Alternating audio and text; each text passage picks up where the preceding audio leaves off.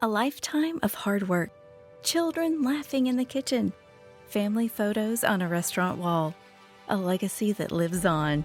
It all comes from the power of a conversation, like the one Tommy Hall had with First Horizon Bank about taking over his father's Charleston-based restaurant business. Now the table is set for a whole new generation.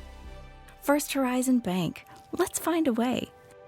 Go to firsthorizon.com/Tommy. First Horizon Bank, member FDIC. Looking for a fun way to win up to 25 times your money this football season? Test your skills on Prize Picks, the most exciting way to play daily fantasy sports. Just select 2 or more players, pick more or less on their projection for a wide variety of statistics, and place your entry. It's as easy as that. If you have the skills, you can turn $10 into $250 with just a few taps. Easy gameplay, quick withdrawals, and an enormous selection of players and stat options are what make Prize Picks the #1 daily fantasy sports app. Ready to test your skills? Join the Prize Picks community of more than 7 million football fans who have already signed up.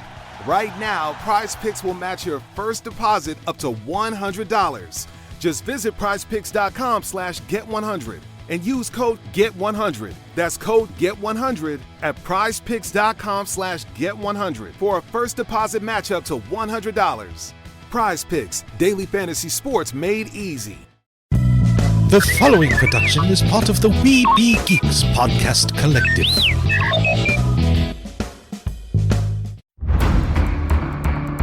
From days long ago, from uncharted regions of the universe, comes a legend. The dream that came through a million years, that lived on through all the tears. It came here, the Fandom Nexus. Fabulous secret powers were revealed to our host as he plugged in his microphone. I have a podcast! Here he is, your Spider-Pan, Jeremy.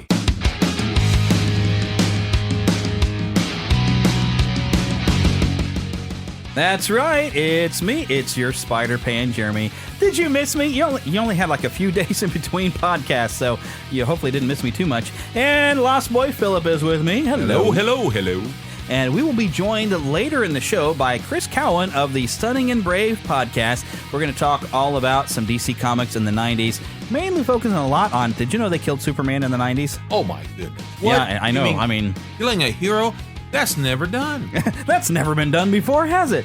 And they broke the Batman. Will they bring him back? Golly, I don't know. Did they bring Superman back? I don't know. Can they heal a back? I don't know. I don't know. I mean, wow. Ooh. But so that's coming up later. But of course, we've also got some coverage of the new Disney film, The Jungle Cruise, which is the latest Disney film based on an attraction at a Disney park. We'll tell you what we thought about that. We have at least one news story we want to look at, and of course we have a visit to the trailer park coming up with a couple of trailers that I did not expect to get to see, but I enjoyed watching both of them. So let's fly away to Neverland here, and we'll dive right into the Fandom Nexus with a bit of news.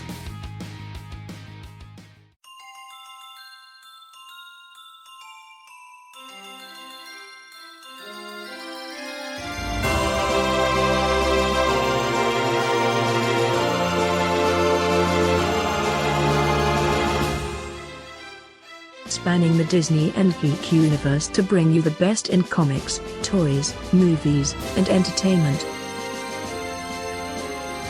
This is news from around Neverland. Okay, normally I guess, we would have some host chatter, though, wouldn't we? Usually. But I didn't really have anything to chatter about other than, I'm still watching Friends and I'm still watching Chuck.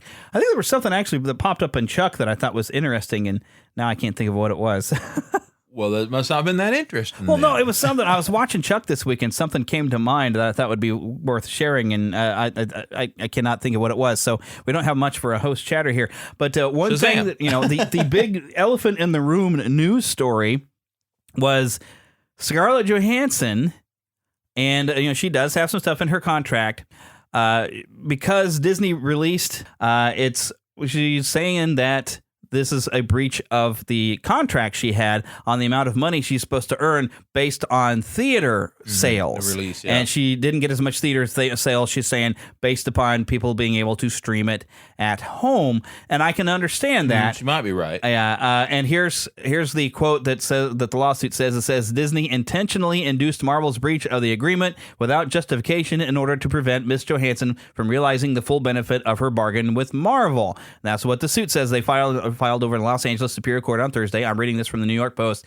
Thursday, Disney says there is no merit to Johansson's legal salvo and that it is especially sad and distressing in its callous disregard for the horrific and prolonged global effects of the COVID-19 pandemic. Disney has fully complied with Ms. Johansson's contract, and furthermore, the release of Black Widow on Disney Plus with Premier Access has significantly enhanced her ability to earn additional compensation on top of the $20 million she has received to date.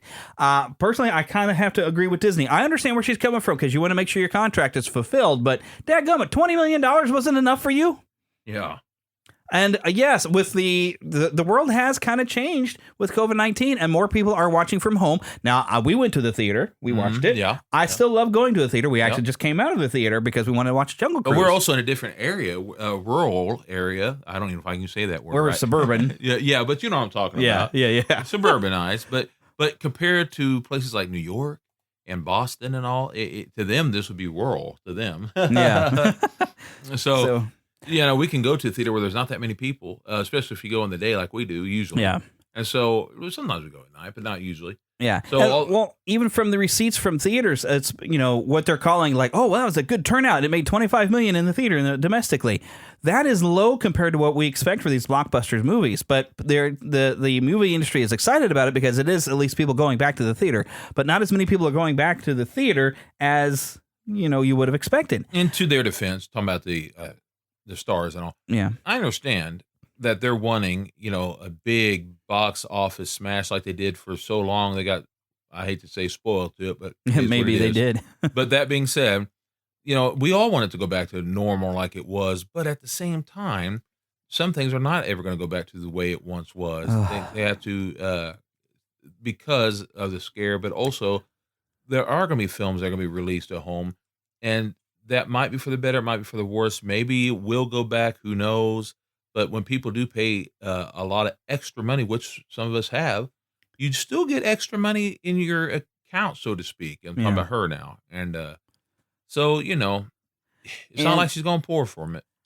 I don't know how much we're going to go back to any sort of normal because a lot of people now if it's me or just me and my wife, I can still pay less going to the theater for us to watch it than what people are paying for Premier Access. But people who have children and they want to go see the latest Disney movie, they're finding it cheaper to just pay the $30 and they can watch it as much as they want. I can understand that. And the world has changed, and I don't know if that will ever go back. If Disney sees benefit to having Premier Access like that, they're going to continue to do it. But I would really love to be able to go to see more movies in the theater. But I do understand that a lot of families are willing to just fork over $30 because they'd pay $50 if they took their whole family to the theater. Now, for me personally, there are some times that I can't because I do have physical issues. Yeah, and I can't drive. So unless I meet somebody who's going to go, like Jeremy here, or others, I can't always go. And so therefore, there are times that I just have to go, well, I'll get HBO Max or whatever it is that I have. Yeah. Fortunately, we like a lot of the same movies. Therefore, our nerdyisms go together. And but that, I'll be honest with you, the reason why I got HBO Max was because at the time, nobody could really go to the theater much, and it was getting Wonder Woman at the time, and I wanted to see it. Yeah, the Wonder Woman 1984. Yep. Yeah. And I watched it plenty, let me tell you. And this is a sort of a news story, but it almost would fit into our review. Sure. This caught me off guard, but I guess the news, and I'm going to read this right from Metallica.com.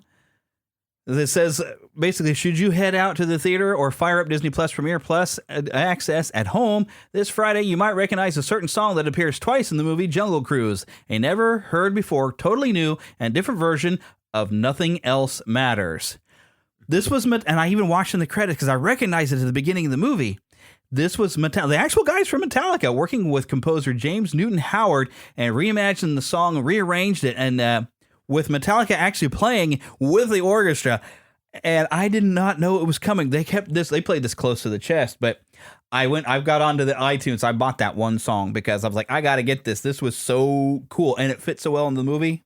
Yeah. Oh my goodness. So, but I mean, that's big news. Metallica has now made an appearance or played a song for a Disney movie. This has got to be the first time ever. Yeah, that's pretty neat. And even That's when I pretty heard cool. it, when the Disney logos, I leaned over to you and I'm like, Yep. Metallica's in a Disney movie. Yeah, who would have thought? Who would have thought? Metallica in a Disney movie. I mean, my goodness. That is, Now wow. I can't help but imagine Mickey Mouse in spandex and playing on the guitar. Oh my goodness. Well, this is, I mean, technically, Marvel movies are Disney movies, but getting to hear Led Zeppelin and Thor Ragnarok was, pretty cool anyway. But The whole time I was with Marvel it. films have kind of set a precedent ever since Guardians of the Galaxy, really, of having some great classic rock songs already. So that was still pretty cool getting to hear Led Zeppelin twice in Ragnarok. When I'm at Disney, I think at the time it was, I don't remember if it was MGM still, and that might have been, but either way, Hollywood or Hollywood, whatever they call it. I can't remember. But anyway, I was there in listening to Aerosmith songs on their ride. And I just thought that was really awesome. Yeah. Because to hear Aerosmith be playing next to Disney stuff, my mom and dad didn't care for it much, but I didn't care. I was sitting there saying, yeah.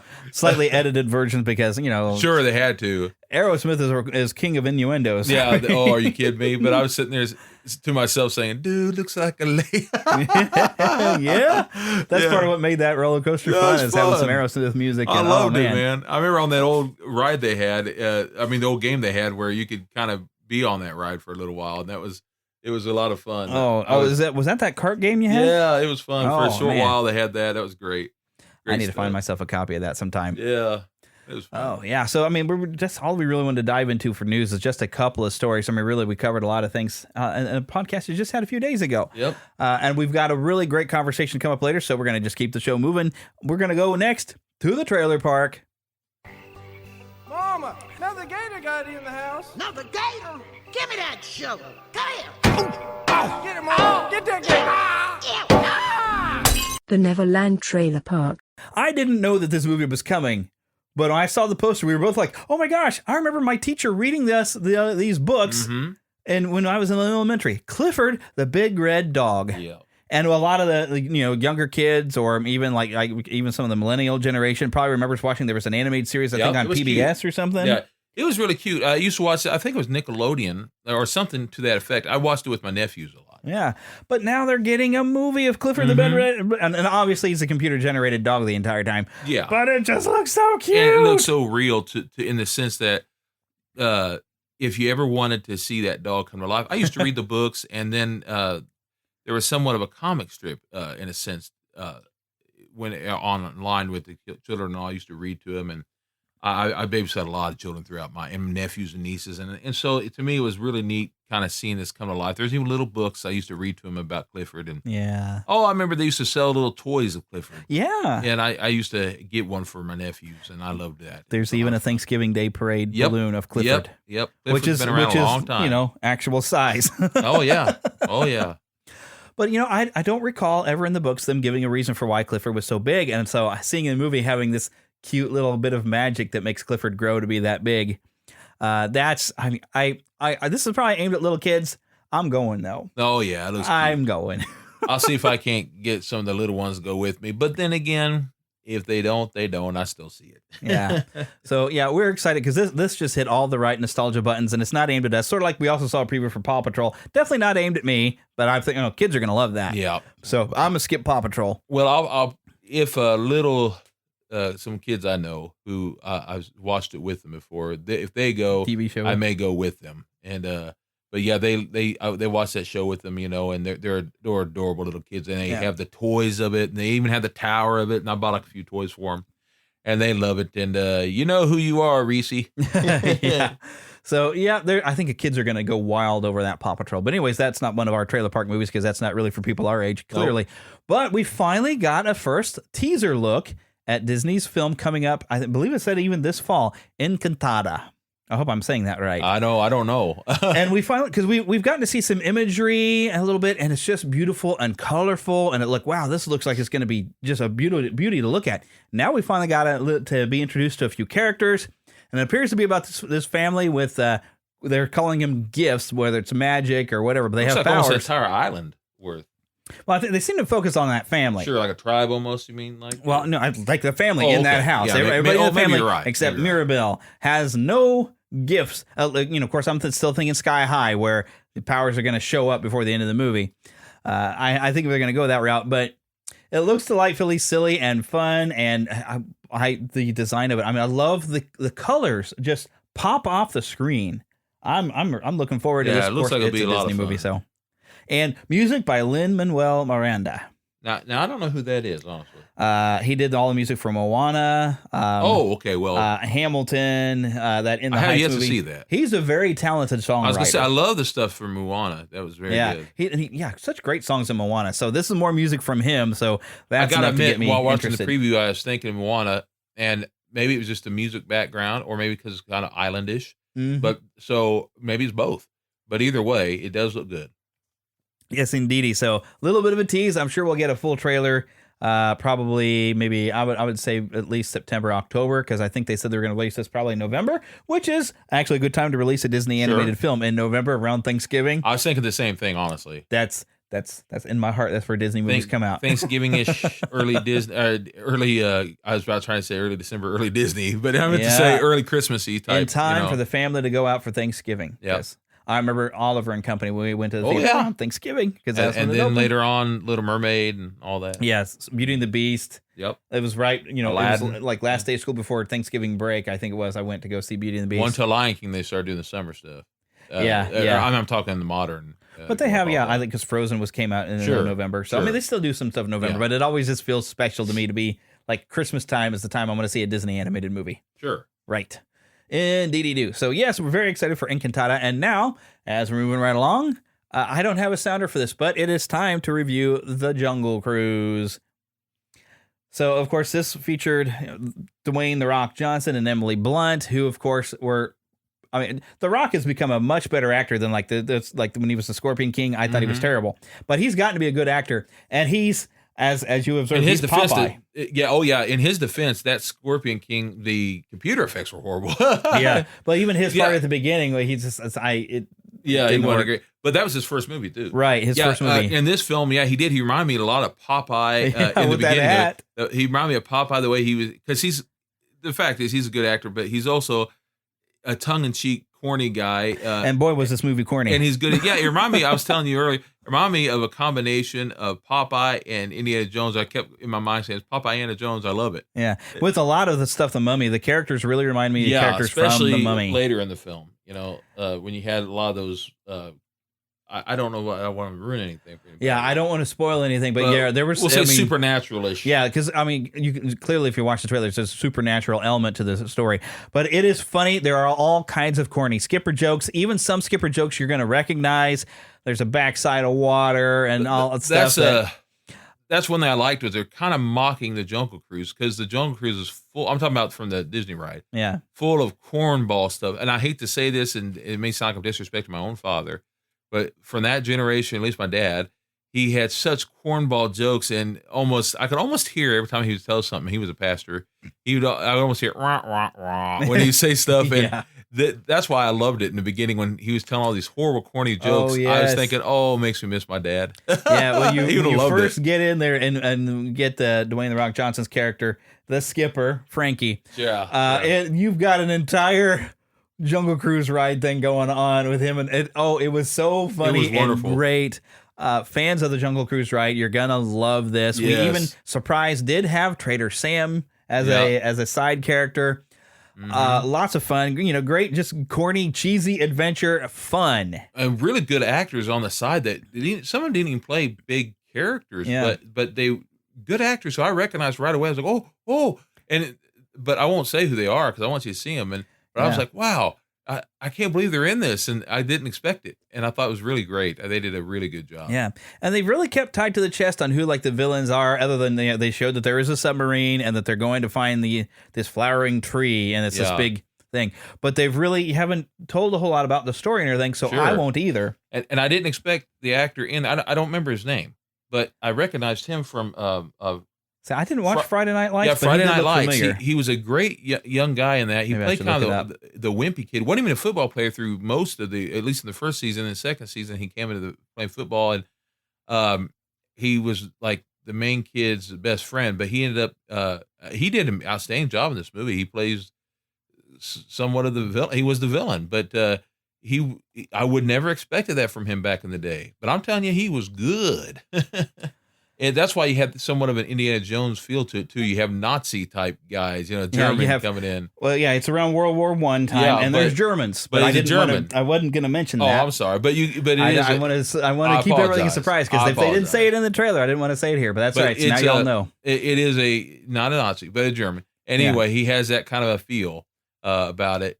Very Indiana Jones, and like I said, very much Popeye feel too, because the fighting has got a Popeye like. I couldn't help it. At times, I kept wanting to go, da-da-da-da-da-da-da-da-da. I couldn't help it, man. I was like, give him a can of spinach. Yeah, my goodness. And he's so good at that corny stuff. We're talking about The Rock. Paul Giamatti, having him pop up in there. Even though he doesn't have a big part, he was really fun to see. Yeah, well, he's a great actor. Yeah, I am trying to find. He yells Frank once, and it reminded me of his role where he yells Fred in Fred Claus. But he hollers Frank. Yeah, he goes Frank. Okay, Jesse Plemons is the actor who plays kind of the main villain. And let's see, I'm looking for something I might recognize him for. He carries the film as the villain through the whole thing, usually for the most part. Well, he's been in a lot of different things. He has. Fargo, the TV series. That's interesting. Yeah, he was. But I don't see anything that I mean, because he looked familiar to me. Yeah. Breaking Bad. Yeah. He was in that Battleship movie. Yeah. Oh, yeah. He was good in that too. He was good in that. But I'm not seeing anything that I recognize. Good actor. That I saw him in. My goodness. But he looked kind of familiar to me. But one thing I like. No, he was in Sabrina the Teenage Witch as bigger kid. He even popped up in Varsity Blues and Walker, Texas Ranger. He'll get it eventually. Yeah, I'll be able to say it. What I like about the film too is that it goes through a change throughout the thing about how the characters behave. I like. Yeah, there's a bit of character growth. I like that a lot. And I like it because you see like Emily Blunt's character is rather reckless, and I like her description of she just dives head first. And there's a really funny scene where she's dove head first, and she's doing like an Indiana Jones, trying to be Indiana Jones, and The Rock is just his character is like, you might want to come down from you're really not being. You might want to come down, and then when it goes wrong for her, he's like, I was trying to tell you. Yeah, it's like it's just like she's doing these crazy stuff, but she's really not prepared to do any of it. But she's making it up as she goes. She doesn't know what she's doing, but she's just head first diving into stuff, which is made her fun. I love that not everything goes right too. Right, and that's what I like stuff about goes it, wrong for her because it's cornball and it's a blast. It was a lot. Like I said, it was like a human cartoon, a real life cartoon. It was fun. Yeah, and there is one element that I don't want to say too much. But I have a feeling that there's going to be some people who are going to say something. So, well, there's a big stereotype because there is a character who is extremely stereotype. And I saw it coming when the character at one point, I was like, oh, this character is going to be like this because he's matching all the stereotypes. But that's all I'm going to say about it. Ended up being a good character, too. Yeah, he was an enjoyable character. Yeah. Yes. But yeah, he fit a lot of stereotypes. And I have a feeling Disney's going to take a little flack for that, perhaps. We'll see. We'll see. I enjoyed it. But yeah, it was a lot of fun, lots of fun action, lots of it's cheesy as heck. The action is cheesy, but that's part what makes it fun. Yeah, and it's the Jungle Cruise. It's supposed to be cheesy because the jokes are cheesy. Yeah, the whole thing, and they fit in a lot of things from the ride too. Yes, they did. Even Rosita. We know what happened to Rosita. And even there's pretty much a tiki room bird. In there as well, because that's always right there next to the ride. It's right there. So we definitely recommend this movie. It was a heck of a lot of fun. It made me want to go to the park and get myself a Dole Whip. Oh, and I forgot I was going to try to go. Well, we kind of got sidetracked. There's something for host chatter because I was thinking, if we go to North Kansas City, there is a place to get a Dole Whip around here. But here's kind of a funny bad story, I guess. But as we came out of the theater, they were looking for the owner of my car, which was me.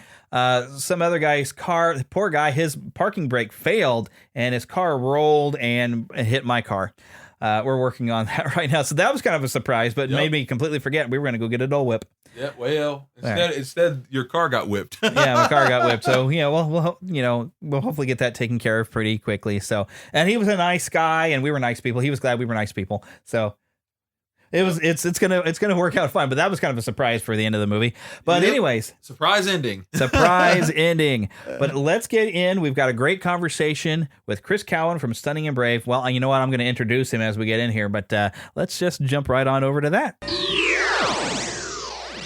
All right, so we're going to do something, and we've been, breaking away from Disney here for quite some time. We're still doing some Disney. Sure. Like I said, I still love Mickey Mouse, but I feel a little betrayed. Anyways, but we're going to go completely opposite in the opposite direction. Not even talking Marvel today. We're going to talk some DC Comics. Yeah, I like that. But this could be funny because I got promised. Y'all thought James Kennison was funny when we had him on here. I've got, for all of you who are a big smart aleck, I found probably the biggest smart aleck you've ever heard on any show. I found his show. It's called Stunning and Brave. They're an equal opportunity offender. Very tongue in cheek, this show, if you ever check it out. It's like Seinfeld. Very tongue in cheek, like Seinfeld. Yeah. Yes. So no soup for Chris. No soup for you. But this is Chris Cowan, which you've had a lot of different shows. Apparently, I haven't listened to all the other stuff. I just came across Stunning and Brave. I don't even remember. I think I found Stunning and Brave because I think James Kennison on that story show had mentioned it. I was like, well, let me go check it out because I need more comedy shows in my life. And it is. There's no way really to explain it besides equal opportunity offender, but it's very tongue in cheek. You have to be able to laugh at yourself and you have to laugh at some of the stuff going on in the world because if you don't laugh at it, you're going to cringe and cringe so much you're going to wind up looking like the Grinch. There's so many cringeworthy things that happen on social media in the world today that, so Chris Cowan allows us to laugh at it with his smart aleckness and sometimes saying something that's entirely inappropriate, but I have a dark sense of humor, so I still laugh. I like to call it smartcasm. Smartcasm. There you go. There we go. I like it because it was smart aleck and sarcasm. Yeah. No, the words you're combining are smart and sarcasm. Right. Yeah. Smart. In case anybody got the wrong idea. Yeah, that's right. it. Well, I am the guy who never grows up. I am the pan here in Neverland. I never grow up. Not me. I'm immature. I will laugh at fart jokes. Youngster. I still think farts are fun. Okay. Anyways, to get us on track. So we're going to be talking some of the 90s DC comics and mainly we're actually coming up. We realized 1992 and 1993 was the death of Superman and Batman Nightfall. Mm-hmm. Can you realize that's 30 years ago? I know you're making me cry. I'm old in my heart. Crazy. Amen. Yeah. I still got all those comics. I see you do too, and I keep those around all the time. That's it. Ooh, wow! I got a big stack that I brought with me. I keep them around. You know, I live in that time, man. I really do. Yeah. Oh yeah, Philip is the biggest Superman fan you will ever meet. Literally in the sense of size and stature. Yeah, he's a big man. 6'4". I don't know. Yeah. I have a friend who might give you some competition in both size and being the biggest Superman fan. I'm glad to know that because I sense a bromance could be coming. Hey, I'm glad to know that because I get mocked a lot of times. Yeah. I a lot of times I wear a lot of crazy ties, and I just now started to get some even preaching. He's got crazy ties. Beach shirts and all. And I like to wear ties. I wear Superman ties and other things too. I try to connect it to sermons, and I use different people as examples and things, and just for the fun of it. I like that kind of stuff. It's fun. Mm-hmm. Yeah. I have a Superman tie clip. So awesome! Nice. Got one. Love it. I love it. There you go. That's great. I even got one that had a little bit of kryptonite in there. I got from Metropolis, Illinois, and that's awesome. Yeah, it had a little bit of kryptonite in there. And that's why I always feel so weak. Probably why I have seizures during that sermon. No, I'm kidding. Probably not a good idea to wear that then. There, Clark. Oh, just kidding. So. It's actually so bad that we actually did a fan film called Supers because I'm the big Spider-Man fan, which is I'm the Spider-Pan because I'm the pan of Neverland and the Spider-Man fan. But we did a fan film called Supers that I almost in the vein of Clerks as being a bit of slackers, but we took the concepts before they made a movie of Civil War. We took the concepts of Civil War and said, well, what if that happened in the DC universe and the Marvel universe? Spider-Man and Superman have retired, grown kind of overweight, and they slowly kind of worked their way back. And we've got a really goofy fan film we made. How many years ago was that? Way too long. It's you were still married at the time. Yeah, it's embarrassing. So I almost want to cut the ending of the movie is very funny, but that's also where your ex-wife appears. I almost want to cut that part out of the movie. It's on YouTube. Roll along. But I think it's hilarious. It's very funny. We didn't really write a script. We just kind of improv'd it. But yeah, we were Spider-Man and Superman because that's kind of us. I'm the weird personality. I need to see this. He's the Boy Scout and I'm the weirdo, so we kind of got the same personality anyway. That's awesome. Anyway, so like, how old were you when this all happened? With that, like, because the first one was the death of Superman, and that one just rocked everything. So I remember I was like high school age. Yeah, so I was, I was actually probably 6 or 7. Yeah, honestly. that's what I was thinking. Like, you look to be a lot younger than us. I imagine you're about 10 years younger than me. I was about 16. So okay, there you go. Yeah, I was born in '85, so I was just a child, a young child, and so I didn't actually follow these storylines live, other than obviously, when Superman died, like that was like front page of our newspaper. Sure. And it was like being reported on here, and there was a huge deal. And because I think their marketing team at the time was really on it. Like this wasn't actually the first time Superman had ever like died, quote unquote. Yeah.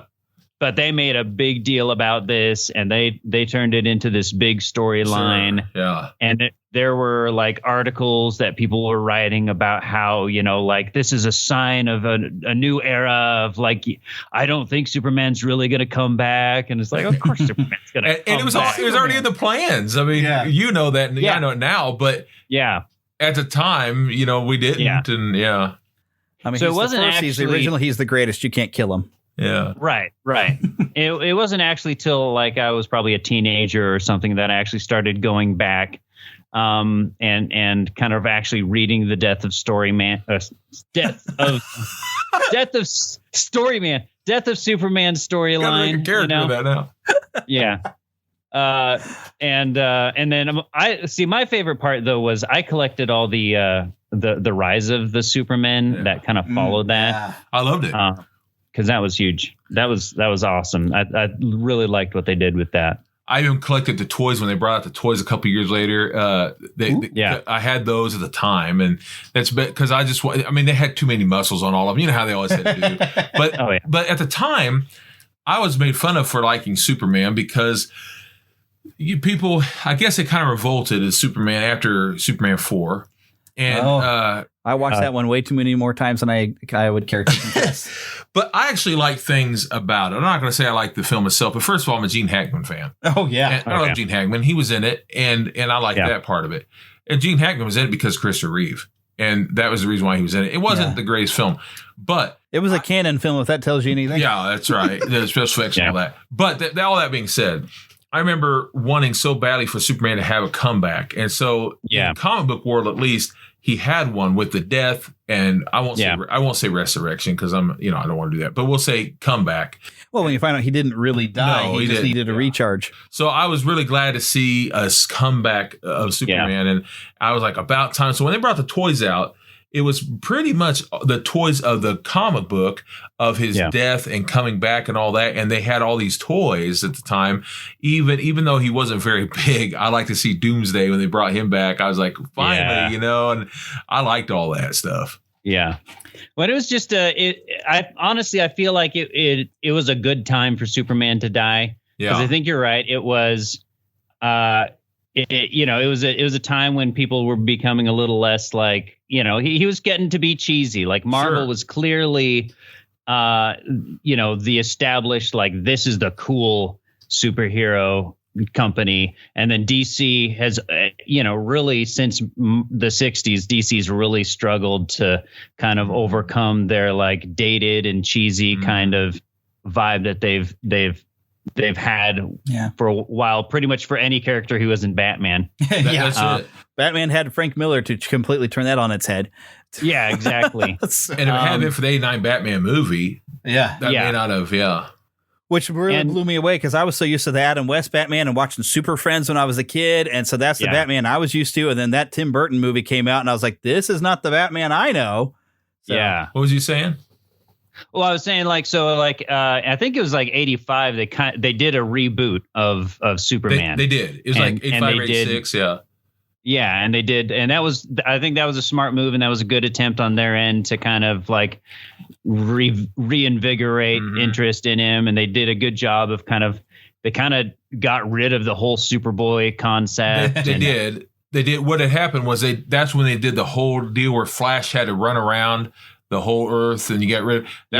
It was a good deal because you got to kind of keep all your favorite things. For instance, Paul Kent got to stay alive. Yeah. And you got to redo everything you want to do with your characters and keep what you like, get rid of what you don't.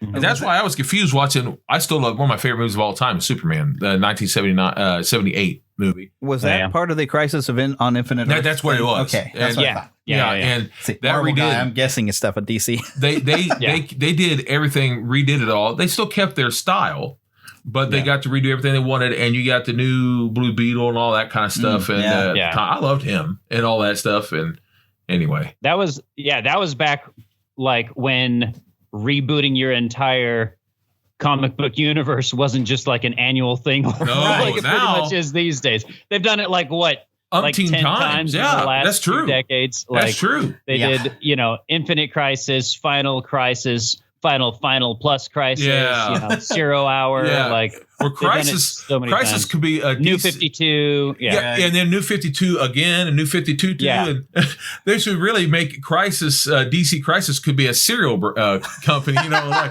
DC Crisis cereal crunch. Crisis crisps. Yeah. There's a tragedy in every bite. I feel like the biggest sign though that they really needed to kill off Superman was by the time the death of Superman came around, the dude freaking had like a mullet. And at that point, Superman has jumped the shark. Time to just that was after his death. After his death, they brought him back, and he had that big mullet thing, and it was all combed back. And I know they were had the long hair before that, didn't he? No, he's after. No, he started to look. You're right. Like You're totally right. You're right. You're totally right. I was thinking. No, it's okay. They were trying. I think what they're trying to do is give you a sign of the before and after. Yeah. But he did get a mullet, and I gotta be honest, I didn't like it. Well, it was kind of this whole bishop thing that only you can see this, but this whole bishop look, and I didn't like it. But the only thing I liked about it was that you knew, here's before death, here's after death Superman. Right. I did like when he came out and he was wearing all black. Not that I wanted him to keep it because I'm old school. I like the blue and all that. But I liked later on when I still like the old school look. I can't help it. I can't help it. I'm old school. I'm with you. I don't mind like some of the more modern adjustments where they kind of stylize it a little bit, but I feel like you can't get rid of the red shorts. You got. I'm the same. I'm like you. Even like you can make them a little less baggy or whatever. Sure. To make it look more, I don't know, structural, but you got to have the red. I'm right there with you. You know what's funny? Before he died on there, I'm like 15, 16. I'm sitting there saying they need to get rid of the shorts, blah, blah, blah, blah. They need to get rid of the underwear, I called it. And then I said, after he came back. You're always trying to get Superman out of his underwear. Yeah. But then when he came back and I became a bigger and bigger fan, I kept saying, no, he's got to keep it. He's got to keep it. It's like I became and I guess I was aging like my father was at the time. He's no longer with me. But I remember it's like I become more my father. And I say, no. There's something about that classic look. The older you become, you start to realize, no, he's that way for a reason. And I started realizing something too about that. Even if they're just going to have the belt, at least the belt has to have, and they do this sometimes, he has to at least have red on the top and on the bottom. I'm talking about for me. Yeah. He has to have red on the top and on the bottom, if nothing else, because I'm an artist. And you have to have color scheme wise. Without it, it looks stupid. It doesn't look right. Something looks blank. Something doesn't look right. I'm talking about for myself.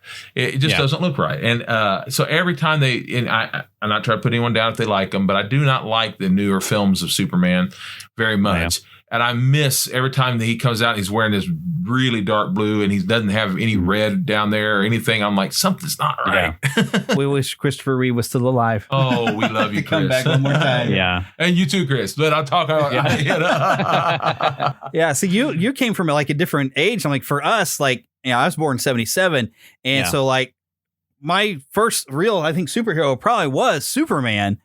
Because I remember when they put the extended version on television, and it became this thing. It was a 2-night event. Yeah. I mean, Superman was like the hero. Of course, I had my other thing, Saturday mornings, I had Spider-Man and His Amazing Friends, and the Spider-Man love was already there.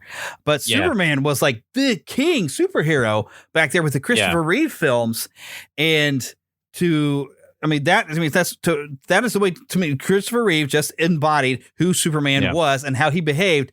And even when I was reading at the time that it happened, I think I borrowed the book from you when you got the collection of The Death of Superman. The way he sits there in the beginning of the story where he's talking like to a class and there's all these cameras, the way he's standing there and gesturing, I could see Christopher Reeve had an influence even on the comics, the way he seemed to, the way they would draw him. This is the way Christopher Reeve kind of would gesture and stuff. And he even looked a little like Christopher Reeve to me. So it was so much this embodiment. But what was interesting with killing him, and I remember seeing there was a special about this, and one of the writers of the team of writers, he would come in every time they would meet. So, okay, what are we going to do with Superman for the next few months? What's the next big thing that's going to happen? Yeah. He would always suggest, well, there's nothing left to do with him. He's so powerful. We keep having to come up with super things for him to even be matched. Let's just kill him. And he would come every meeting. That'd be the first thing out of his mouth. Let's just kill him. And they would all be like, that's funny. Yeah. And then one person said, yeah, let's kill him. And then, and the crazy thing is, you think Superman is overpowered. Doomsday is like 10 times as overpowered because even if you beat him, he suddenly can't be beat the same way anymore. Yeah. He gets stronger. I mean, goodness, how do you cannot stop Doomsday enough times. Yeah. So, but that's the only way you could come up with something that could actually possibly kill Superman is Doomsday, unless Darkseid. I mean, Darkseid, I think, could have done it too. But. Yeah. You're talking about the back when you were really, really young. You had just been a baby at the time, but they brought out a cartoon in 1988 or 89. I think it was 89. And I now have every episode of it, but it was a pretty rare cartoon, pretty neat. I mean, this cartoon has this right when they started letting Pa Kent live, John, Jonathan. And so it was right after they did the whole change with the Crisis.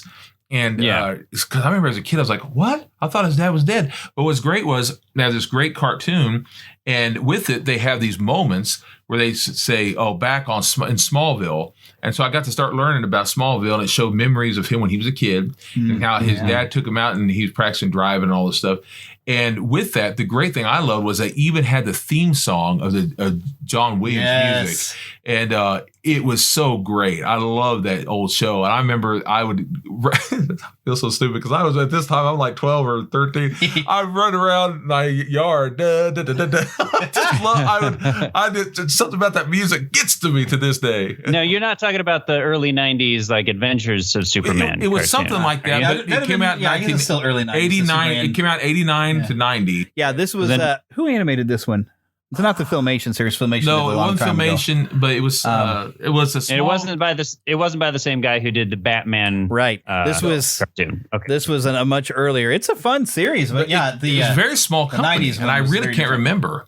This was before they did the Batman animated series. Yeah. This is even I think before the Tim Burton Batman had to come out. Yeah, it was right, and so it was like 88, I think. Yeah, if not earlier, because it was I believe the same year. I believe it was the same year that the last Superman movie came out with Christopher Reeve, and I could be wrong about that, or it was a year after. But it was really, really good. And I remember running around in circles. Like I said, I felt like an idiot in a way, but I felt so good running like every kid of our generation put a towel on their back, tied it around, and they were Superman. Now kids in the 90s, after the Batman, I'm sure a lot of kids put a towel around their neck and they're Batman. But for us, it was that towel around the neck. I did that too, but I was the Adam West. I actually had a custom superhero shirt or a cape, just a red one. But it was I would go around. I would be Super Chris. And I love it. I was like 3 or something. That's great. But I would wear that everywhere. I wore it to church. Oh, that's great, Chris. That's great. It was just I would wear it everywhere. It was ridiculous. Oh, and man. I would insist people call me like Super Chris. You're weird. The Cape Crusader. Yeah. Cape Crusader. Yeah. Yeah. Nice. That's it. I love it. I just love that like the whole like the death of Superman kind of like triggered something in DC where they just decided, you know what? Let's just go crazy. And I think it probably had to do with like you said, like we've covered everything. The guy was just like, let's kill him. And I think they kind of were reaching that point, after so many years. And what I love is it I almost see like a parallel between like the 90s DC and the 60s like Marvel, because that was something Stan Lee said about Spider-Man, was he was like, you know what? We're all going under anyway. I'm just going to start writing what I want to write. Yeah. And that's when he created Spider-Man, who was just the most relatable character. And that's what made Marvel what it is today. And I think DC kind of had a similar moment in the 90s where they're like, you know what? Our, sales are dwindling. We don't know where to go with this. Let's just kill Superman. And then that led to a whole bunch of other crazy stuff, including one of my other favorite storylines from the 90s, which is Green Lantern losing his crap and going insane and like destroying the entire Green Lantern. It was like Corps. what, 95, 94, something like that? That was I found out about it after the fact. I mean, the return of Superman leads directly into the Emerald Twilight, which is the storyline of, because it had Zero Hour and came after all that. Yeah, that eventually leads to 0 Hour. And Aquaman comes back with losing a hand.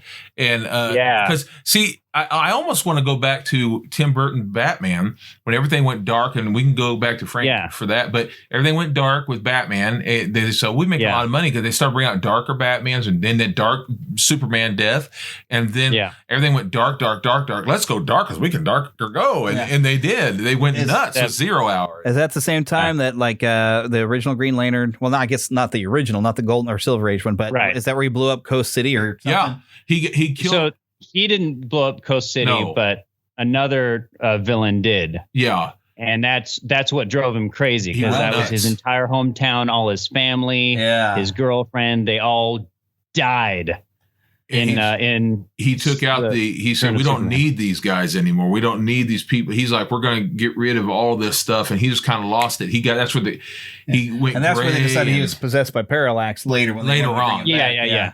Which was a cool idea. The guy who wrote all that did a great idea. He really did. Oh yeah.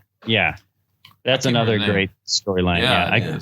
I'm totally bad at the names too. I got all these my brain problems. Hal Jordan. Yeah, he's got. No, not Hal Jordan. I'm talking about the writer. I can't think of the writer's name. Hal Jordan, I remember. Yeah. Alan Scott's the original. Right, that was the Silver Age dude with the tin. I met the writer to the original Green Lantern back in 1996. I got to meet that guy, have him sign a comic book where he came back in the 80s, right before they did the whole Crisis on Infinite Earth. He got to come back and draw, and you can see the old 1940s style. Oh, really? Yeah, and he drew an old Green Lantern comic book where he got to draw everybody. You can see it's really 1940s look and style, but it's cool. Right. Nice. And he got to sign it. No, it was really neat to meet him. And awesome. I said, thank you, because that's why I really started learning about Alan Scott. I didn't understand. I'd seen his picture before. I didn't understand how all that had fixed in and fit in. And Alan Scott was so different because he was more of a magical Green Lantern. Yeah. And he was allergic, if you will call it that. His weakness was things of wood. And because he was more, he hung around like a train area, because what happened was that's where the creator was. When he was a kid, he'd walk around the woods, around the train stations and all that. And so he basically wrote like what he was around when he was a kid. And so he's like, okay, there's magical monsters in the forest. And that's where Green Lantern first started. Had him for that, we wouldn't gone further to Hal Jordan. Where'd that come from? Yeah. Well, back in the 1950s when they rewrote it all, people were starting to go into space and all that. And I'm sure you already know this, but Hal Jordan's based off of the actor. Come on, Philip. Cool Hand Luke. Paul Newman. Paul Newman. Yeah. Oh yeah. Yeah, and Dave Niven was Sinestro. That's where they based that on. Dave Niven, good old actor. We were talking about Dave Niven the other day. He was in Pink Panther. Right. Oh yeah. Okay. Oh yes. Nice. So I see that. So good stuff. I'm sorry, bringing out my ignorance of intelligence. No, that's awesome. So then they brought. I guess if we've talked, of course, about the death and return of Superman, of course, and of course the Green Lantern. But the other, the big thing, and this is something I remember from the '90s with these big stories. In order to get even more money, we did have a video game tie-in already to get for Superman money, because there was the Death and Return of Superman video game. But they started bringing out novelizations, and I remember reading. That's where I first read the entire Nightfall storyline, and a novelization about that thick. that had from the beginning where they introduced Bane, and Batman was broken. Somebody found a way to beat him, and it encompassed. I mean, it didn't have every little comic included, because there's I some of the sets I see you've got there. I've checked some out from the library. I mean, there's so many different stories, even with Azrael and all these different things. The novelization skipped a lot of the stories just to kind of keep focused on Bruce Wayne, healing back up, and Azrael really just going freaking crazy to the return of Bruce Wayne as Batman. But oh my goodness, and the detail in the novelization, I loved that you got to get in Bruce's head as he's Batman at the beginning, and his thought process of he's fallen off of something. It's like, okay, I must go limp. If I stiffen up, I'll break my bones, and all these different things. You think, wow, what it must be like to be Batman, and always thinking all these strategies all the time. And I'm like, I wonder, I wondered if the comic had been written that well, where you're in his head that much as the novelization was. But I don't think I've read the entire thing in the comic. I mean, I've read some of the Azrael stuff, and I have some of that. I mean, trying to get the actual comics of this, even back when it was coming out, was hard, because people would find out this was going to happen, and people who had never bought a comic in their life was suddenly trying to get a copy because they knew one day eBay would be a thing. So Yeah, exactly. I think they the comics usually, because they tend to make good use of the that old thought balloon. Yeah, the green box or whatever. As well as like the you'll often have the character's thoughts in the little caption box or whatever. But I don't know I don't know how that would compare to the novel. But it's usually pretty good at capturing, like, here's what they're thinking and strategizing and all that. I know Marvel was bad about that in the 90s. They'd have the entire book would be thought balloons, especially in X-Men. X-Men was the kings of angst. They'd have I have entire X-Men comics of this. We're going to angst around about all the things I'm concerned about. Angst. And because that was our generation, Gen X, we were angsty. I'm sorry. Spider-Man had the whole thing where he was angsting around and eventually decided he wasn't going to be Peter Parker anymore. And he was just going to be Spider-Man. I am the spider. And he was just thought process of angst. The 90s was loaded with it. So, I'm pretty sure the thought balloons in Batman were probably huge. Because if there's any guy who's got angsty issues, it's Batman. I think one of the best comics to do the balloons and have you going back and forth. I like that Batman had a blue one, Superman had a red one, and this the Superman Batman comics. Yeah. And they had them together. And I love how you see Bruce say, Clark is too much this, and Clark is he's too thoughtful, he's too this, to that, and then he said, I wish I was more like him. And then they'd have Superman saying, Bruce is he's too dark, he's too this, he's too moody, I wish I was more like him. And I was like, I love that they're the opposite, but see, I love them both. I love how you go back and forth, and they basically define each other, and they both want to be like each other. And I love that they're the best of both. Yeah, totally agree. Yeah. It's awesome. But once again, this was, I think, the creation of Bane must have been in a similar thing with Doomsday, where they were looking at Batman. Batman, given enough time to prep, can beat anybody because he's that smart. He will find a way. He'll be prepared before he goes into battle. Bane was something created to, like, we have to have something that Batman can't figure out to get a match on or can outsmart him. And Bane knew how to beat Batman. Wear him out. Bust everybody out of Arkham. Let him wear himself out, trying to recapture everybody. And then when he's got nothing left, bam, break. Yeah. I was like, that's brilliant. It's interesting that both the one who defeated Superman and the one who defeated Batman were both completely new. Yeah. It wasn't like you would expect, okay, if anyone's going to defeat Superman, it's got to be Lex Luthor. And if anyone's going to defeat Batman, it's got to be Joker. But instead they're like, nah, we got Doomsday, this crazy monster out of nowhere. And then we've got Bane, this just criminal mastermind strategizer who's all juiced up. Is just going to be the one. I think there's a steroid commentary. What we need to do is have Joe Schumacher write for Bane. Oh no! Monkey work. That's such a, and that they did that in both the Joel Schumacher Batman and Robin, and they also did it in the cartoons as well, the Batman Adventures, where they kind of dumbed him down. It's like, no, he was brilliant. He was smart. Like that's how you defeat Batman, is you have to be really smart, and you have to strategize, and you have to put these puzzles into place beforehand. Yeah, he was not stupid. Yeah, the character. Now, I do actually know of where Batman had previously died. There's one of the first comics I ever bought. I got I think in middle school, I had like a gift certificate to one of the bookstores at the mall. And I found a graphic novel. I don't remember how many issues the series ran, but there was The Many Deaths of Batman. And that I had to get it because it intrigued me. And what it was, somebody had kind of figured out, well, Batman had to have been trained by all like the best of all these different things. And they systematically started killing people who were experts, race car driver, expert fighters, experts, strength things. And some of these were actually people that had trained Batman, but he would kill them and then dress them up as Batman and leave the body. And the very first issue of it is a completely silent issue, except for at one point, Commissioner Gordon wants to check the body. He's like, I would know if this really was Batman's body. Yeah. And he pulls out the morgue. And before he goes to pull the mask off, he looks over at somebody who was with him and says, get out. But that's the only line of dialogue. It's all just told through pictures. It's brilliant. But he goes and pulls off the mask. And it's like, no, this guy couldn't be Batman. So he's like, but it's kind of funny. It's like towards the end of the issue, after we've already seen, like, oh my gosh, we saw Batman dead at the beginning of this comic. At the end, Batman is going to catch him. It's just some random crook or whatever. And he hauls him into, you see him hauling him into a police station, dropping this crook off. And all the cops are looking at Batman like, oh. And they show him a newspaper that says, you're dead.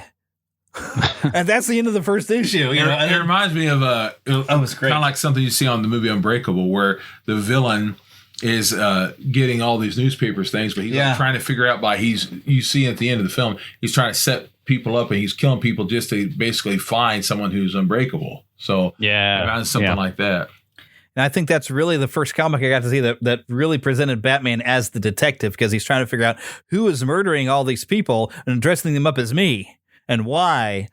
Which I can't remember the whole why, other than the person was a lunatic. I mean, you're murdering. It's a serial killer. I mean, geez. Right. There's a Magna PI that's similar to that, actually.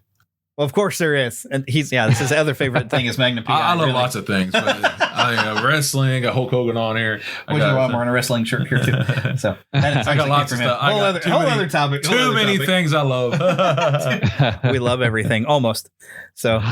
But yeah, it was great to be able to, and heck, I remember it's in '89. We actually went we were down in Arkansas, doing I think we were going to that show down there, but we went into a town to go shopping, and there was like a Detective Comics that was actually really good. It was actually had something to do with the Ku Klux Klan that he was tracking down. I still have it.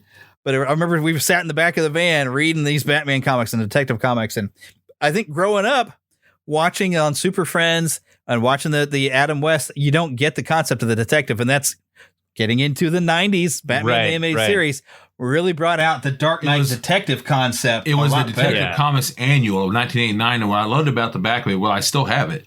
What I love about it was that was the first time I got to see a rogues gallery. Of his favorites. The people he fights, and the Joker looks similar to Jack Nicholson. Because, that was the movie coming out. And it says Jack Napier on there, And at the time, that's what it said on there. And then also it had Poison Ivy, it had Catwoman, it had all these different characters who I knew of a lot of them, knew Two-Face, but this kind of brought a lot of people to light, where I got to know a lot of those people, and I was like, oh, yeah. And I already knew Scarecrow a little bit, but now I got to know them a lot. And I was like, this is so great. And especially, like I said, the animated series really reintroduced us all to all these villains, and even made Mr. Freeze a more interesting villain than he had ever been. The first time I seen him was in the 60s series, and he's terrible. But then Mr. Freeze suddenly got a backstory. Yeah, gave him an awesome, emotional backstory where you almost care about him. Yeah, and also introduced Harley Quinn didn't exist for the cartoon. Oh, absolutely. And now that's an iconic fan favorite thing. Yeah. And I just love the art that went into the Batman. Paul Dini in terms of storytelling and just the film noir vibe. And that's it. And I was watching this video about, because of the restrictions on what you could or could not show on the cartoon, they had to find a lot of kind of workarounds in order to tell some of these stories, because it's Batman. It's inherently violent. and so, and they couldn't just do the old 1960s, bam, smash, pow, every single time, somebody gets hit. But just the way that kind of forced them to adapt their storytelling and like, oh, you know, in this scene, they might have to show it in shadows on the wall, or in this time, they might have to just kind of leave it to the imagination a little bit. And that actually made it even more artistic. Yeah, even better. And I was telling someone that recently, these kids said, this needs to be rated R, this needs to be rated R, this needs to be rated R. And I said, you know, that's the thing. You think that rated R makes everything better. It doesn't. Yeah. Because, for instance, the movie Jaws, they were restricted on what they could do, and it made it a much better, scarier film because your imagination cannot be beat. And I don't even know, and I'm not saying this for a fact, but I don't even know if Jaws would still be around if they could have done everything that they wanted to do in the beginning of that. You know, because originally, if you see the script and the way they had it drawn out, in the beginning of the movie, Jaws is supposed to jump out, grab the woman, pull her in, and all this stuff. But that movie is so scary and wonderful. And the same with that show. A lot of things they couldn't do made it such a dark, wonderful, and that cartoon changed the way cartoons are made to this day. The great, even Mask of the Phantasm going out into theaters even changed because with the being in the theater, they're like, you know what, we can have him bust out one of the Joker's teeth. We can actually kill a few people. Yeah, so that 1993 Christmas, two movies come out the same day. Two of my favorite movies, both of them at Dana Delaney, Batman the animated movie. And Tombstone, both in the same day. Nice. I went out and saw them both right then and there. Yes. But because of the success of Batman, and the last thing we can really dive into is Superman, the animated series, because I don't know what else to call it. But the fun thing about Superman, the animated series, and it was weird for me watching it because I was so used to the Christopher Reeve Superman where he's almost invincible. But in order to keep it interesting, they powered Superman down a little bit. That way I noticed that. Yeah, I remember. He could actually get himself knocked for a loop a few times before, in the end, he would win. No. He would hold himself back sometimes. He'd hold himself back because sometimes you see that he would hold himself back. He would try really hard not to push himself. He wanted to give him a chance, Finally, you pushed him, and he'd go for it. Now, this is not even with bullets, because we have in the movies, we see Brandon Routh getting shot in the eye and not even having an effect. Yeah. But then I'm watching the animated series and actually have like a helicopter gun is hitting Superman and it's actually pushing him back off of a roof. Wow. In the movies, he'd be like, "Oh, you're shooting me? I don't care how powerful your gun is. No big deal." Right. Yeah. But in that animated series, if you're shooting him stuff, he's kind of like, oh, hey, you know. Yeah. Now, one thing in that cartoon, I must admit, I like the music. Yeah. But in my mind, I can't help it. Anytime I see Superman, I can't help but hear the John Williams music. But they do kind of like, don't they kind of like tribute that a little bit in the soundtrack for the cartoons? I feel like you have something that's very similar vibe. Yeah. Batman certainly did. They had Tim Burton's music a little bit. But man, when you have the Christopher Reeve, I meant to say John Williams music, they didn't do that, but they had something that had a very good sound to it, you know. Yeah. And I do like it. They had, because even the sound to that music goes, and you're like, okay, they're trying really hard to sound similar without taking the copyright there, you know. Yeah. Which, although Warner Brothers owned the music, they probably could have done it. But probably. I guess they thought they were far enough away from the old Superman movies that they were like, no, we can just come up with something new here, you know. Yeah. Batman the Animated Series was still in the time of like 2 Tim Burton films. They were like, they might have wanted to distance themselves from Superman 4. So that could be it. Not just that. Keep in mind, they were at the time trying to bring out a new Superman movie of Tim Burton's. Right. With Nicolas Cage. Yeah. That was in the works at the time. That's true. Yeah. With the weird Tim Burton translucent suit. Oh my gosh. Can you imagine if that had been made? Yeah, that would have been strange. Not that I wouldn't have given Tim Burton a chance, or even Nicolas Cage, because people put him down now, but he was a good actor at the time. It's just that he really commits to a role. He does. He tries, but we'll see what would have happened. Who knows? But it might have been interesting, but I don't know. That would have been different. Yeah, it would have. Well, and he was gonna be the long-haired Superman. Yeah, he would have. It would have just been. It would have been almost, I think, like an early 90s time capsule. It would have been. It would not have been like Batman is, Tim Burton's Batman is timeless. And not just that. But I don't think that Superman. And not just that Superman also would have been in time with George Clooney's Batman. Oh, geez. If you think about it. Oh, geez. Yeah. Because when they first started talking of making it was in 96. And that was at the time when they were getting finished filming Batman and Robin. Oh my gosh! Oof. So that would not have been. I will confess to seeing that in the theaters. I think at least twice. Well, I saw it a couple times in theaters. I'm sorry to say, I was trying to convince myself. Did I go with you one of the times I went? I know I went with a girlfriend I had at the time. I tried really hard to convince myself that I liked it. I really did try. Yes. Yeah. I tried. It's not that bad of a movie. I was trying really hard. Prepare for a bitter harvest. Has come at last. That was terrible. That was a terrible. I still watch it occasionally to force my. I don't mean watch it. What I mean is I watch comedy. It you could riff tracks that thing. I had good times, but that film, Yeah, the film that killed the Batman franchise for a while. Yes.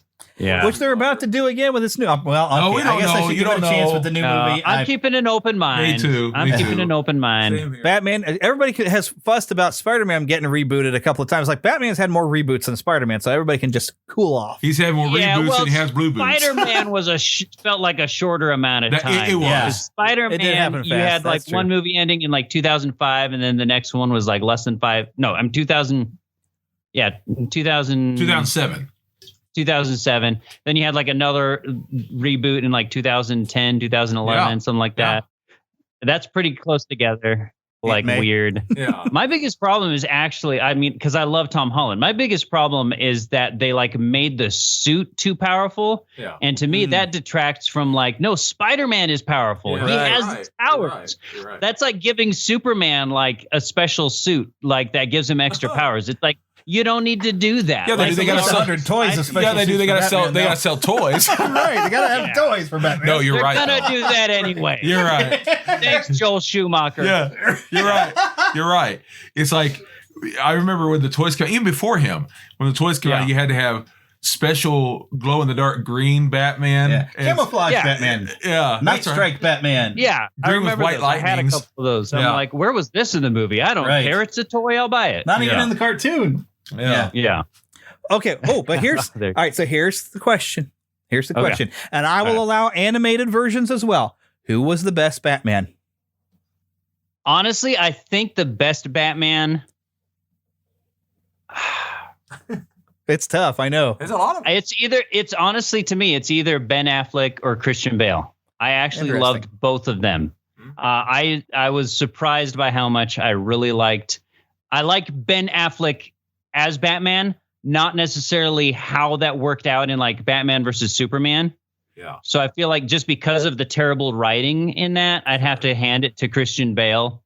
But I think I really liked Ben Affleck as Batman. I liked that character, and I liked the style and the costume and kind of the more gritty approach they gave him. Where he's just down to shoot stuff. Like he doesn't care. Yeah. And he kind of made up for. Although I don't actually dislike that Daredevil movie. Honestly, it wasn't bad. I thought I didn't dislike it, and then I went back and watched it, and I'm like, oh, okay. There's a lot wrong with it, but it's kind of fun. It's not that he did bad. Yeah. He was fine. Yeah. It was just the way something. It's just not. They were still in that awkward CGI phase where they were trying to CGI where they could. Yeah. And that was rough. I got to say, if I'm ever going to watch it again, because I have it, but I got to say, the director's cut, it's got some scenes that help flesh out a lot more of how he managed to take down the Kingpin in a legal fashion with going in. What is it, Snoop Dogg that actually has an appearance as playing a criminal? But Michael Clark Duncan, even though I gotta say you can't beat the guy playing Kingpin, the newer one. But Michael Clark Duncan did do a good job. He did do a good job. Michael Clark Duncan did. Yeah, he was a good Kingpin for sure. He was. Still though, for me, my best Batman's still Kevin Conroy. Yeah. As far as he never the suit, but Kevin Conroy he's been my favorite. I mean, up to that, Michael Keaton was surprised to me. I got to say, because I'm used to like Mr. Mom and seeing all of these comedies. When he was playing Batman, I was like, well, okay. But he's the first one I think that presented Because when I'd grown up watching Adam West, there wasn't much difference between Bruce Wayne and Batman. Yeah. And even in Super Friends, you didn't really see Bruce Wayne. But then suddenly you get Michael Keaton and he's, oh, hi, I'm Bruce Wayne and I'm Batman. And suddenly we had this difference in dynamic. Then Kevin Conroy, even seeing some behind the scenes stuff of Massive Phantasm, he talks about how, Batman says darker corners of a man. And then Bruce Wayne is very jovial. And he had a very different thing in his voice that he would do that I loved that. Different personalities like, that Kevin Conroy what's brought up? it. Yeah. And I like that everybody's trying to replicate that. I mean, that's something Christian Bale, everybody likes to make fun of this. But at least Christian Bale was putting that effort to make him sound different.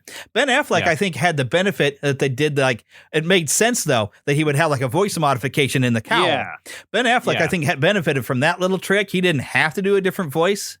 Yeah. But I think Ben Affleck did better than I expected him to do. I mean, he wasn't bad. I was kind of like, I don't know, but hats off to Ben Affleck for doing a good job. But it was not. I didn't care for those movies much, but it wasn't him. Yeah, and it wasn't Henry either. Henry Cavill. Yeah, I think Henry Cavill could be a great Superman if they write him right. Yeah, so say it's not him. In fact, the first time I saw him, I would say he is a great Superman, and I liked him in Man of Steel. I didn't like everything about Man of Steel, but I liked him. I couldn't stand the. Oh wait! I was thinking of the wrong movie. I'm gonna say I couldn't stand the Lex Luthor, and it's not that I don't like the actor. The actor himself is not a bad actor. It's just him as Lex is not Lex. Yeah. But here's the thing: when I first saw Henry Cavill was long time ago in the Count of Monte Cristo. And I said to my aunt, I was out seeing my aunt. She was still with me at the time. I was at the theater watching her. I looked over her. I said, he would be a great Superman someday.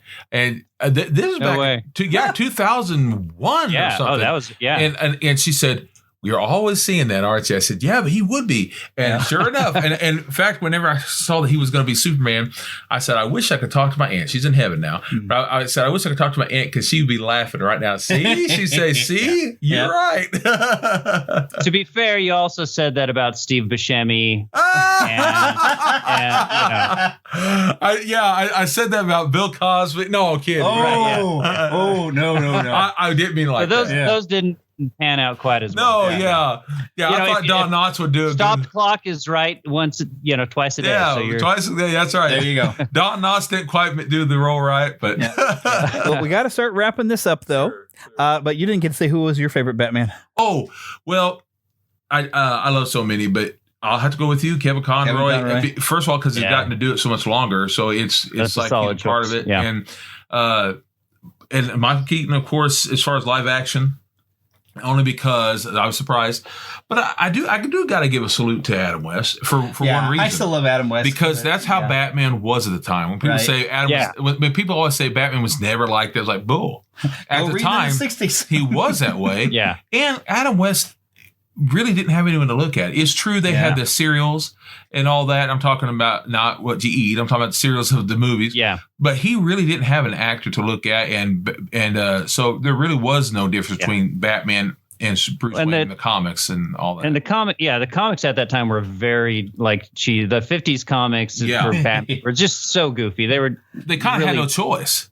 If you went back to the 40s, the early Batman was actually dark, and he would just he'd kill people. Yeah. I have a collection of his old originals, and he's just breaking people's legs and tossing them out of windows and stabbing them, and because they were more like the old, you'd have to go back 20 years, because they were more like the old books that you'd read. But that happened was once you got that.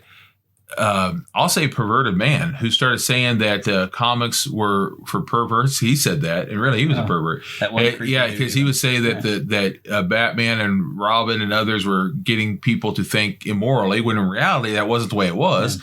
So therefore, they had to watch everything they made. You couldn't have anybody fight hardly. It had to be they're taking on robots and alien, and everything changed. And so therefore. Those poor people had to watch everything. That's why Adam West and them had to be cheesy and corny, because comic books were corny and cheesy. That's what happened. Yeah.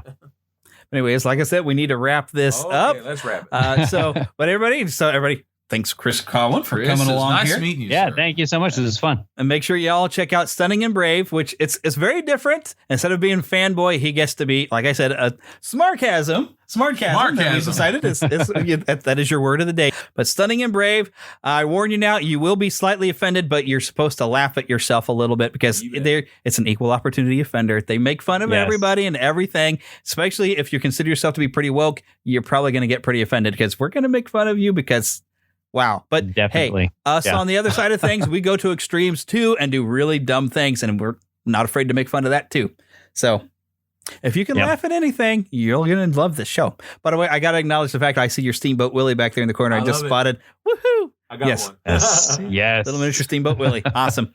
I have a giant plush one over there that actually my wife got me for Christmas one time. Yeah. Oh, nice. Foot and he whistles his little tune and dances. I love it. Yes. Okay. We have to acknowledge Mickey Mouse because that's the sort of show that we kind of are. Oh, boy. All right. But anyway, so everybody go, like I said, Stunning and Brave. If you've got the guts to be able to laugh at anything and deal with some smart aleckness, plus join the autonomous zone, the Stunning and Brave. I guess we just call it SBAZ, S-B-A-Z. Yeah.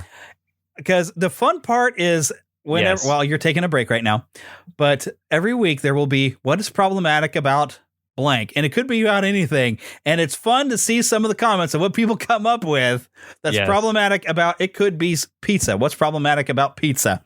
And people come up with the greatest stuff and you use it all on the show. It is hilarious.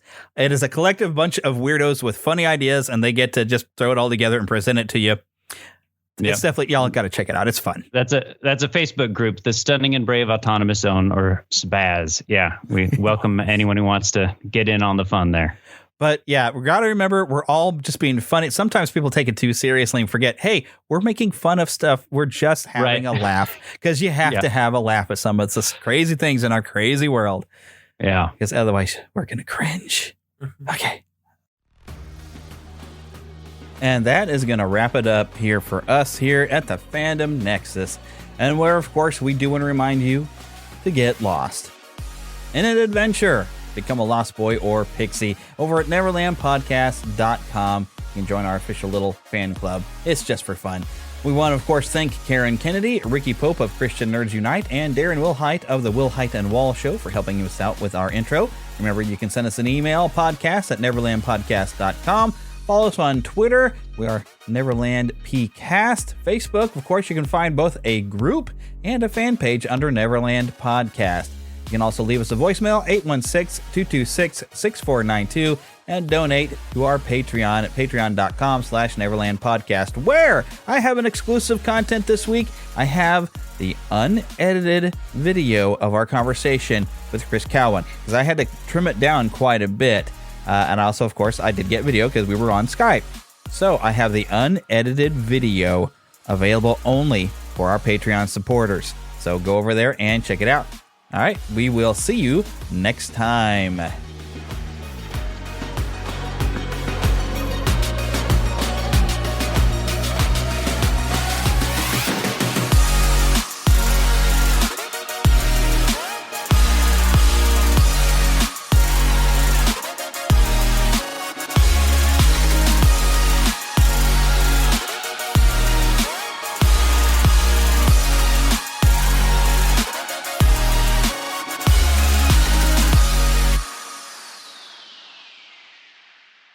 Looking for a fun way to win up to 25 times your money this football season? Test your skills on Prize Picks, the most exciting way to play daily fantasy sports. Just select 2 or more players, pick more or less on their projection for a wide variety of statistics, and place your entry.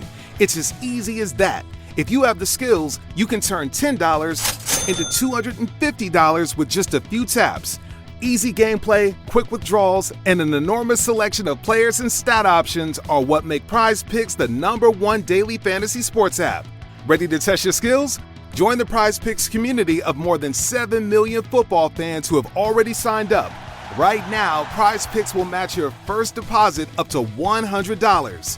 Just visit prizepicks.com/get100 and use code GET100. That's code GET100 at prizepicks.com/get100 for a first deposit match up to $100. Prize Picks, daily fantasy sports made easy.